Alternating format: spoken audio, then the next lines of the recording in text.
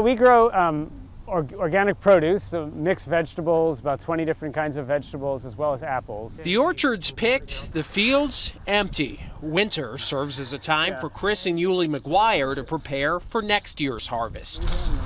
This is our 14th growing season. Chris and Yulie are in their early 40s, but before those 14 seasons, the two never lived a life surrounded by ag. Instead, they were just a young couple living life in the city. Immediately before this, I was working at Epic Systems in Madison. But the young couple wanted a change of pace, so they traded the hustle and bustle for the country roads outside of Belmont to make their living off the land. Growing the food that we put on the table is really a really wonderful feeling. More and more young Americans are starting to follow in the same footsteps.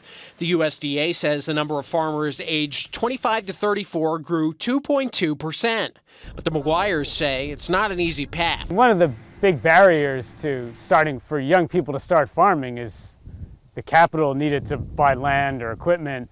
One of the reasons that we started growing produce is that you're able to make a living on a fairly small amount of land. And indeed, access to land is the #1 barrier young farmers face, according to the National Young Farmers Coalition. Student loan debt, labor, and getting health insurance are also big issues. Chris and Yulie say their advice for any young folks interested in leaving the city behind: spend some time working on a farm before buying your own. If you want to, own a farm and make a living from it, you should have some experience working for someone else. They say that's the best way to know if agriculture is a good fit for you.